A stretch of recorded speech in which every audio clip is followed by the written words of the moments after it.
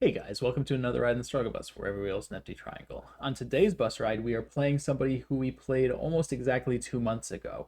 And last time we played him, he was a 12K, and today when we played him, he is a 10K. So he is clearly moving on his way up to single digit Q range, and he played very well today. Hope you guys are ready for a very exciting game. This one very much does not focus on the basic rules as much because the game breaks out into a pretty interesting fight pretty quickly.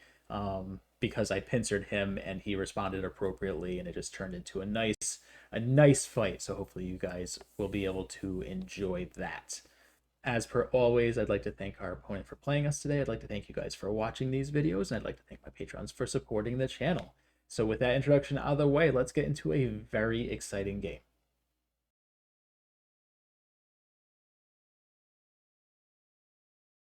Okay, let's go. So we are white, playing against a 10K on OGS, and we have played him before. He claims that he was 12K the last time we played. So looks like he is improving a little, which is always good to see. So let's see how this game goes and see if he can follow the basics. So to mix things up a little bit, he's approaching. I am going to pincer. I haven't been doing too many pincers in these games, but might as well start somewhere. This is the pincer that I normally do in the games I play. I like it. It makes the games very dynamic. It leaves for an interesting game because there's going to be lots of cuts and attacks that can be done, and so it just it makes a nice board state. So here he's just pressing me down, and I am crawling on the third line. So he's going to get some outside strength, which can be used to go after this stone, and I'm going to get some some amount of territory here. Um, I do want to finish this up. We can look at coming back in the corner, or we can look at coming out this way. I'm going to come out this way. I think this is a larger area uh, to protect. As where if we had played in the corner, he could have played a move over here or the Hane, and it would have been pretty painful to get surrounded. And now he is going after this stone. And so now it's already an interesting board state. And so this is why I play this way. To keep things nice and simple, though, we are going to respond to this. We're going to jump out to strengthen this stone. Often I do leave this stone alone and will counter pincer this stone, but it is fair just to keep it nice and strong. So he is peeping, and we got to be careful with peeps because I get a lot by connecting these stones, and if black doesn't get too much from this, he's given me a lot of strength now, and that strength can potentially be used to go after whatever these stones turn into. I am just going to kick here. I suspect he will extend, and then we can jump. And so this is a variation that we are familiar with, or we should be familiar with anyway. But instead of having to extend here, he already has this stone, so now he gets Sente. But there are invasion points in this shape, and we've got a strong wall here because of this peep. So we can later come back and potentially harass this. He does a good job of recognizing that and jumps out good direction to make this a little stronger. So now we have to consider these three stones, and I think I'm just going to take this turn. It gets us, better strength for moving out into the center, and he responds to it. I'm not sure it was worth saving this stone. This is kind of clunky shape for black, um, so I think it would have been better for him to probably jump out here. And I think we're probably going to play this move so that he can't get out ahead, and then we'll be able to run with this group. So we'll play here, get some strength, and we kind of have two weak groups here, right? Black isn't terribly strong, and white isn't terribly strong here. And so we'll be able to kind of move out together, and it will should turn into an interesting exchange where we, try to keep our group strong and his group weak and see what it turns into. Okay, so he is playing this peep. We will absolutely connect here. This isn't a terrible exchange, but it doesn't do too much for black. And now he's playing here. So we're just going to jump out. That is going to be how we do this. We just have to figure out the best way to jump out. And I think the 2 space will be fine. And so that's what we will do here. I had to do a little bit of reading, but when we're extending off of 2 stones, we can usually go 2 spaces, and it should be an okay result. There is a potential cut here, but black, this group isn't terribly strong. These 2 stones aren't terribly strong, so black has to worry about his weaknesses as well if he's looking to cut us. And so now he is peeping here, and we will play here to connect. I often play this shape, but it's not a good shape. You guys shouldn't play it, and I'm not going to play it here either. So I play here, he pushes, and then he can cut. So we will just protect our cut here because it is very important that we protect our cuts. And you may be asking yourself, what are we really getting out of this? With this awkward group in the middle. And I'll tell you what we're getting out of this. A fun game. That is what we're getting out of this. So he goes to try to cut. We block. And we're not just going to connect. That's bad shape. We don't like shape like that. So we are going to play the tiger's mouth. We do not want to play any empty triangles if we do not have to. But yes, getting back to it. What does white get out of this? White gets a fun game. And that's what it's all about here. So this is getting pretty interesting, though. Black probably needs to play something like J16 to get out ahead. He can also play B17, which probably gets him life in the corner, but it is getting a little tricky for black here. Okay, and so he connects here. That seems reasonable. We can jump out, or we can also just leave this. Because if he Ataris, we just connect. And so we can look at turning here, but I kind of like just getting out ahead. And so I'm going to play this, puts a little bit more pressure on this group. It threatens to surround, which is a very important thing to do if we can do it. But we'll see what black wants to do. And he does jump out, but he's got to be careful, because we can cut him now. If we push here and he blocks, we get this cut. But is that a cut we want to take? I'm not so sure about that, because we are not terribly strong here. So we can look at extending here and then just continuing this fight. And I think that's what we're going to do. I think we're going to play this. It makes this cut that much stronger. And so we will play here.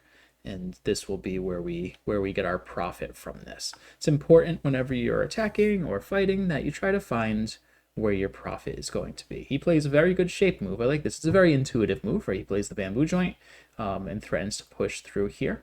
But I'm not too concerned with that. I think we need to make sure that this group remains not weak. So we will take this turn here, and this should give us a lot of potential to play with here. Not potential in terms of points, but potential in terms of strength. We have a lot of room to move. And I like how this game is turning out for a video like this, because I've seen your guys' games. This stuff happens a lot in our games, right? Where the fight just kind of oozes for a while. And so that's what we've got here. We've got a nice little fight that is going to ooze. So I think we can play this Hane. Yeah, I'm going to play this Hane. It opens up the ladder, which he's got a ladder breaker, but we're going to be able to play nice forceful moves over here. So I'm going to take this Hane and, continue to stay ahead of this group, because this group also is not not terribly strong. So this is turning into one of those fights where, like I said at the beginning, we want to focus on making our group stronger and their groups weaker. And he is going to take the cut. I like this. I like this. I'm going to play. This is a sneaky move, okay? Because Q17 is a ladder breaker. I obviously want to play this ladder if I can get away with it, but I can't because of this stone. But if we play here, this is a nice ladder breaker. This remakes the ladder. That move is in fact crap. And if we're able to capture this stone, it's a very big win for us. And even if he extends, we'll be in okay shape. And then this is just an annoying stone to not answer. So, though, if he extends to L11, that's probably his best move here. Nice forceful move. It'll get him some strength. I actually, in hindsight, do not like this plan for white. This was a bad plan. But let's see if we can make it work. Because if he extends, he'll be able to kill this stone, and then all of a sudden he's just got tons of strength in the center. And so that's what he did. He's like, Gabe, you played a bad move, and I'm going to punish you for that. And you want to know what? That's fair. That is fair. So I think we can take this Atari, and now the ladder doesn't work because this will create an Atari here. But I think we need to run. I think we need to run away. That's what we're going to do here. So we're going to continue getting out. And now you guys really might be thinking again, what is white getting out of this? I mean, what is the big strategy here? And I've already answered that. This is just getting an interesting game. That is all this pincer was for. And we definitely got an interesting game. And so this is a less basics driven game and more about fighting and moving across the board, because you'll notice we still have a mostly empty corner, a completely empty side, and we've just got this oozing fight in the middle of the board. So we clearly are not focusing on corners and then sides before center. We are just focusing on this fight. Okay, I like this as a move. For us, we've got our strong group up here. This is still a fine place stone. I don't think we need to do anything about that. I want to make sure that this group is okay. So I'm just going to jump out one more time to stay ahead of these two stones. And now he has to be a little concerned with these, and he recognizes that. I don't think we can let him just capture this stone. It's too big. So we are going to connect here. And this does create another weak group here, but he's got one as well. And so now we are adding to this fight a cross-cut fight, where we have two groups and he has two groups. And there we really want to focus on, making our weakest groups stronger and his weakest groups weaker. Unfortunately, he's playing a move that forces our group to get stronger. And so we are going to connect here. And this didn't really help out his group too much, and it strengthened this up quite a bit. So now we really only have to worry about these three stones. And he essentially tanukis from the fight. And he's got to be a little careful here because of these stones. So what I'm going to do is I'm going to play a move that weakens these stones while strengthening one of our groups. And so I'm going to play here. This threatens to surround these four stones while getting some strength on the side, and we'll be able to strengthen this group, which will threaten this side. And this is getting pretty complicated. This is getting pretty far away from our basics, and that is okay. We will push once here to get some more strength, and the question is, do we need to do anything with these stones? We can look at just extending, because then that reduces this group to 2 liberties, and I think that's what I'm going to do. I think I'm going to play here. It gets us another liberty, and it reduces this group of a liberty, which is very important when we are in fights. Liberties are very, very important. They are the currency of fights. That is a phrase that I picked up from one of my teachers, and I like using it because it's just a very good explanation as to what we care about when we do fights. Okay, so he jumps out here. He's going to be a little careful because we have an Atari here, and then we've got this wedge.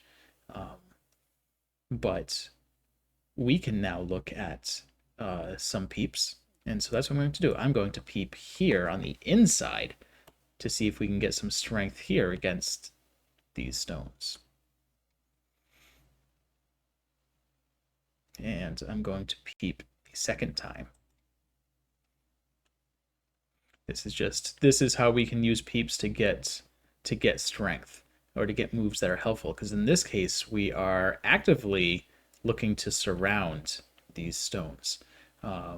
So this looks to disconnect here, but we can keep on pushing in. And these two stones are not important in this fight at all.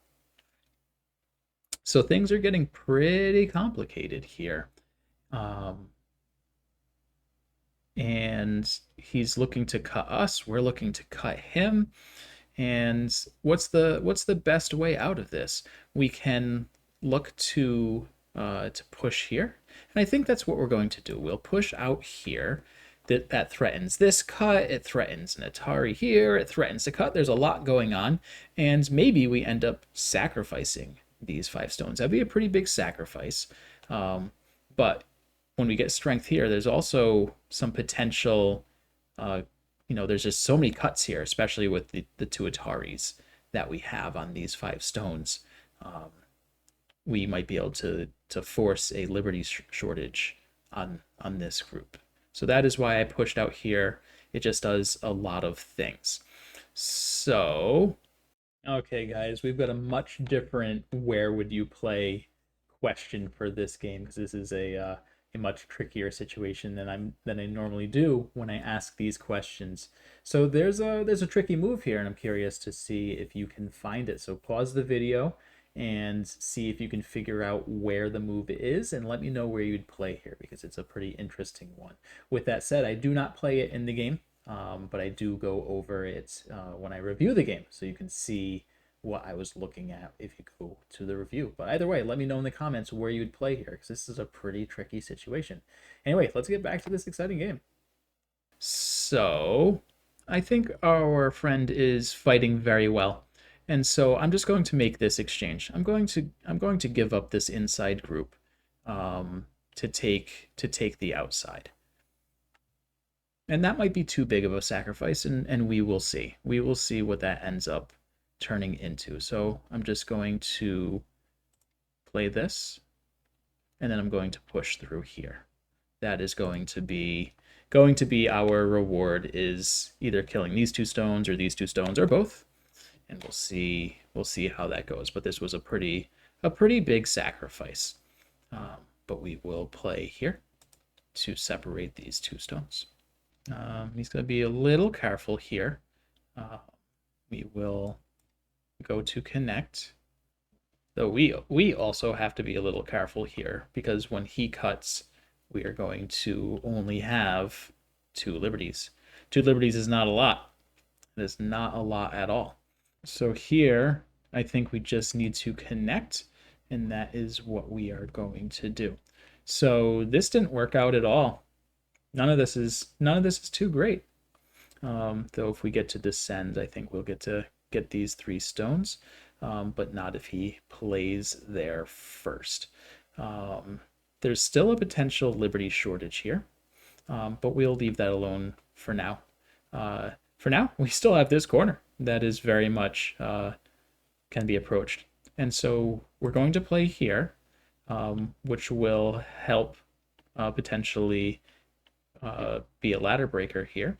And then he plays this move, which is a pretty bizarre move. I will happily split his two stones here. And so how do we want to handle this? I think we probably want to slide into the corner. And then we can look at either going further in or coming off to the left. With him playing here, I think we're just going to take the corner. And then we can look at this very large side that's still open. Um, and this stone over here that's pretty awkward. And we can do all sorts of things. We can do all sorts of things over here. So let's play something on this side, because this side is just as open as it gets. So let's play a nice third line stone here in front of this group that kind of wants to go that way anyway. It's nice and close to this cut over here that we obviously really want to take. And I think it's probably worth playing this right now.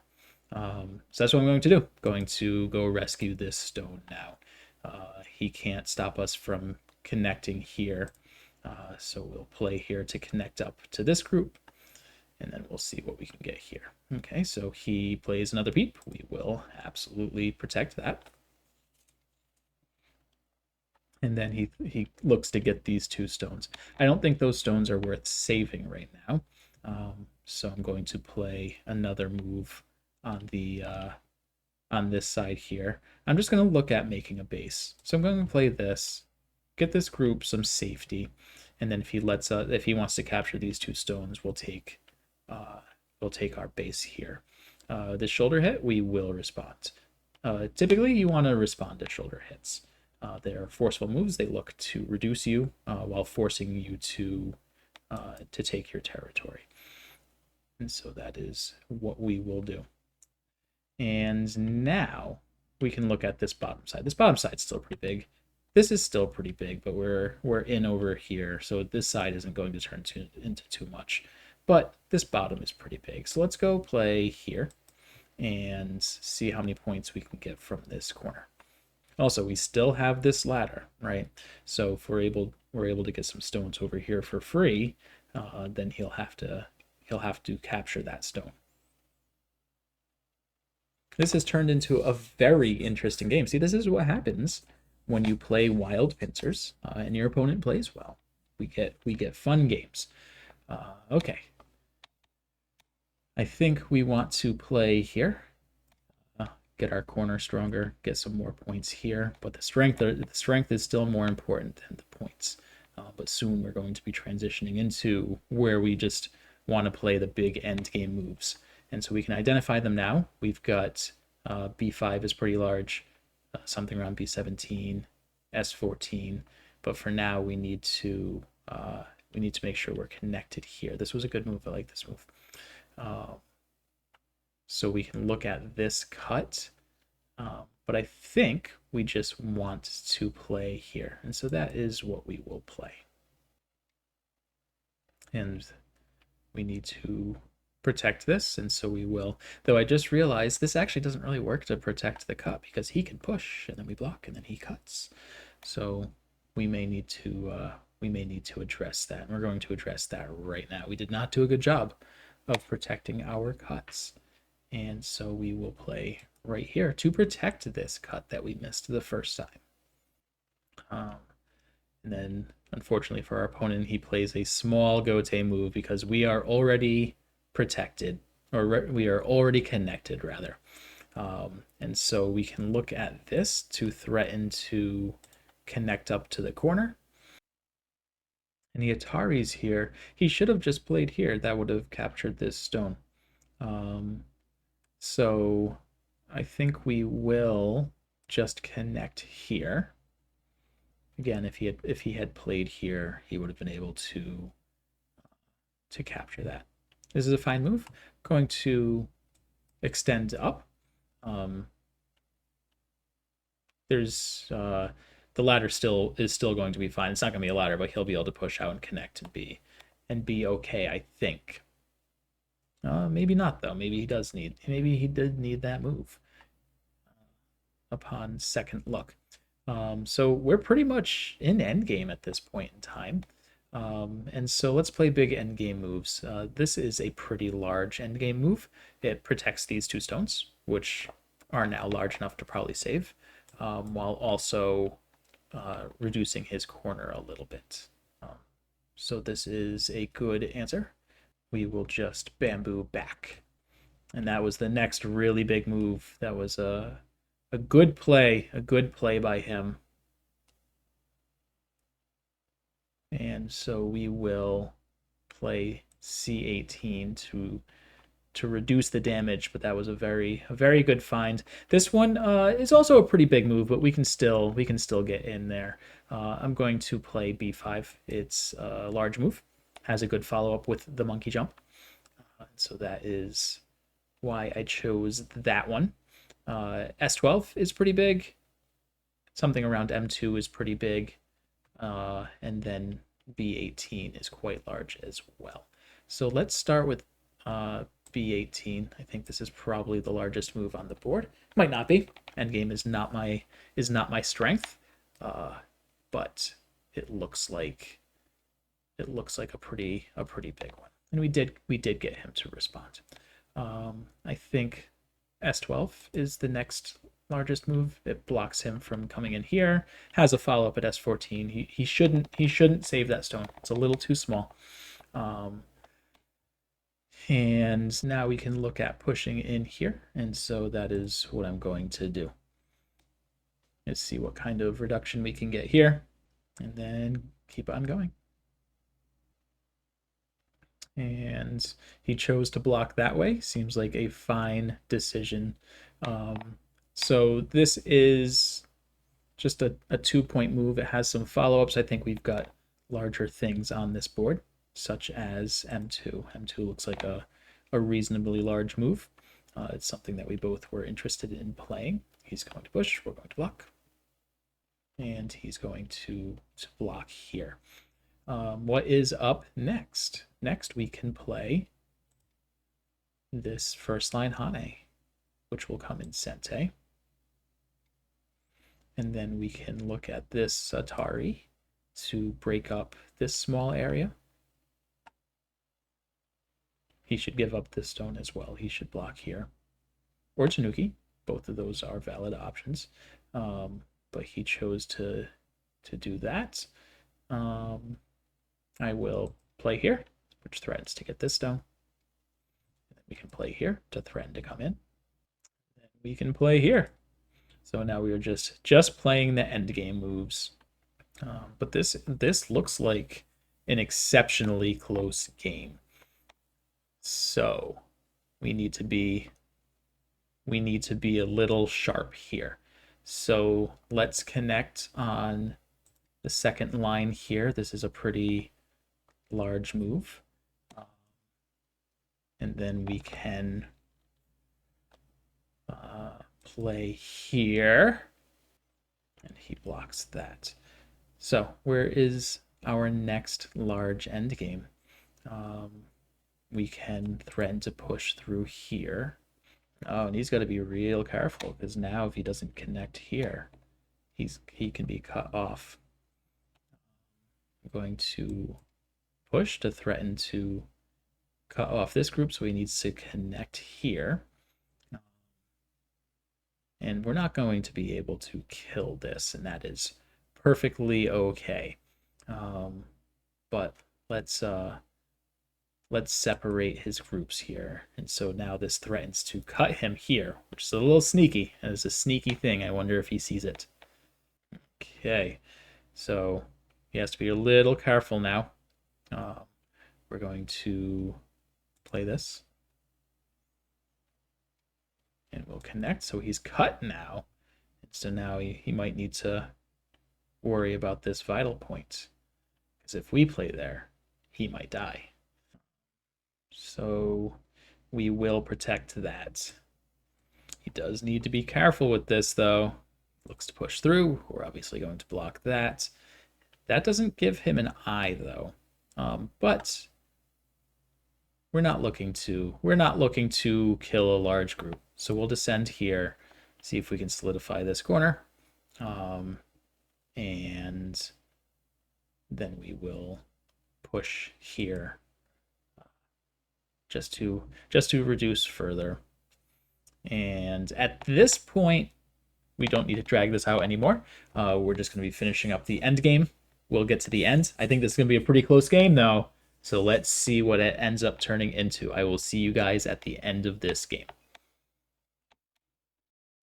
Okay, so here we are at the end of the game, and we got there, but boy, did our opponent make us work for it today. He played, I think, exceptionally well. He should be pretty proud of this game. So let's get into the review and see how he could have handled some situations a little differently to see how the game could have gone better for him. Okay, so here we are in the review, and we're just going to be looking at our opponent's moves. Beginning starts easily enough, and then we pincer, and it is no longer easy. And this is all natural plays for black. This all seems reasonable.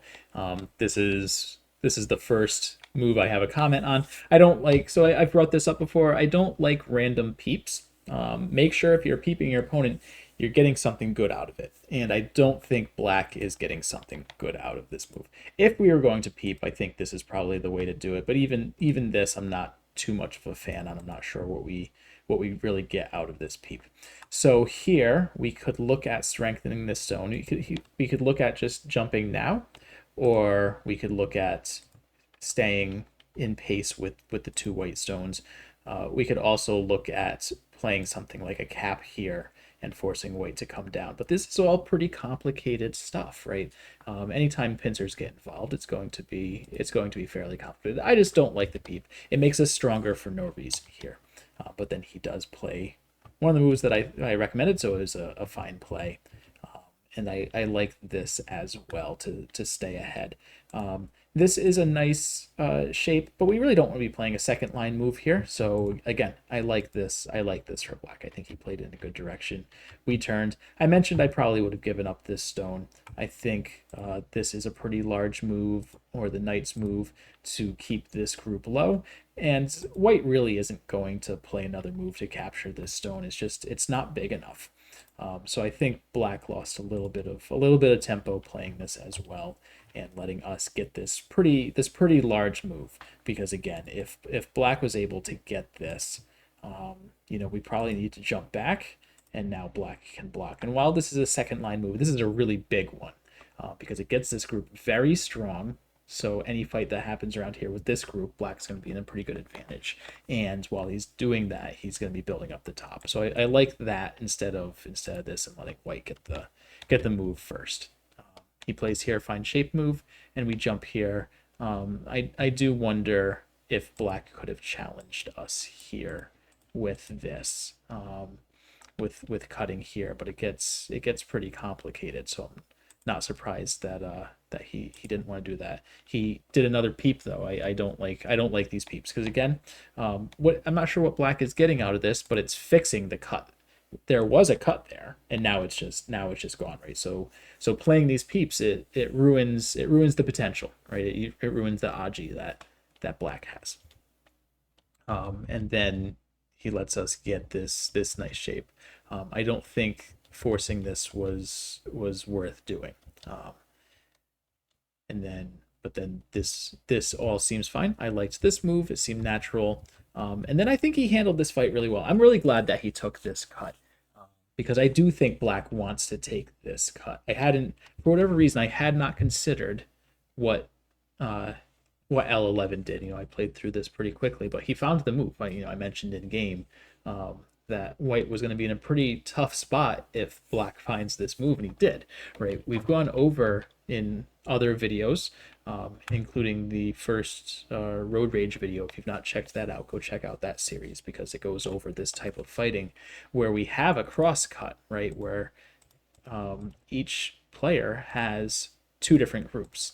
And the rule for these fights, the number one rule, is identify your weakest group, identify your opponent's weakest group, play moves that make your weakest group stronger, and or your opponent's weakest group's weaker. And I also mentioned that we really don't want to Atari cutting stones. And so here we've got this crosscut. Black doesn't want to do this, because this is our weakest stone, and if him playing here forces us to get it stronger. And so that's not what we want to do. We want to play a move exactly like this, which extends the liberties for black, and it moves the group in the direction that he wants to go, turns this ladder on, so it really weakens this stone. This is just the perfect move for this situation. He found a very strong move. And then we needed to run out. And I'm not sure if this is the right place to play. I'm real tempted to just go after this weakness, even though I just said we don't want to Atari the cutting stones. We can also look at finding a way to turn this back on. So we could potentially play this to threaten to cut here. This just seems like the wrong spot on the board, wrong stone to go after. And so we move our group out. He does take this and we connect, because again, we can't let him get that. And again, he comes back with a peep. So I think this is probably my biggest criticism of this game, is just there are all these peeps that are fixing the issues here. Because while it's not playable right now, we do have a cut here, right? If black plays here and we play and he extends and we connect, he has this cut. Or if we connect here, he has this cut. Or if we Atari here, there are all these cuts here, right?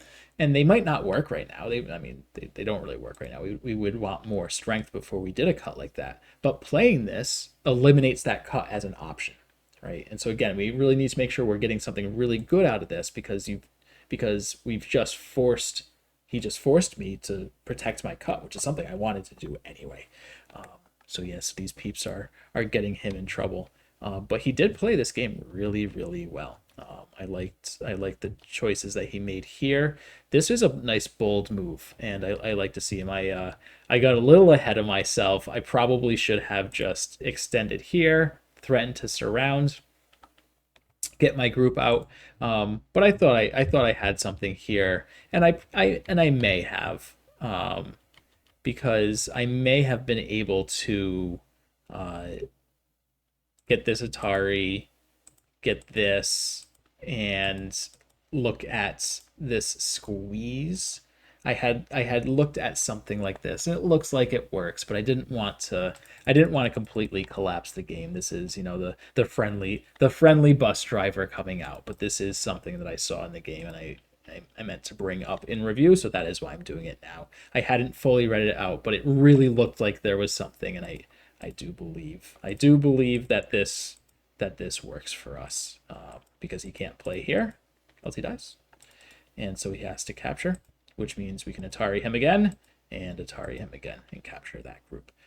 But I thought that we were going to be able to capture one of these two groups, and I was wrong about that, so I actually ended up losing quite a bit here. But that made for a more interesting game. I think this is a normally a strange response for this, but he has to acknowledge the fact that we have this ladder here and that this is a ladder breaker. So I understand this move. And yeah, all these moves for the most part make sense. This one's a little tough because this stone has so much potential. I do wonder if he should just play here, and if I, to most likely capture the stone, and if I do, do this, it doesn't work. So I think probably Q16 would have been a better move here, rather than letting me pull back with this stone. But he does eventually play the move I wanted him to play, but at this point I don't think we need to save those two stones. And here, nothing too crazy happens for the rest of the game. We're basically just playing end game moves, except for the cut that comes up later, which created the dead position over here. But he did catch that, and we discussed after game that I was happy that he saw that, and he said that he recognized pretty quickly that if I played that vital point, that he wasn't going to be alive. So anyway, this was a really exciting game, a pretty large divergence from what our normal bus rides are. So I hope you guys enjoyed this one. So with that said, thank you guys for coming out for another ride in the struggle bus, where every wheel's an empty triangle. Have a good one, guys.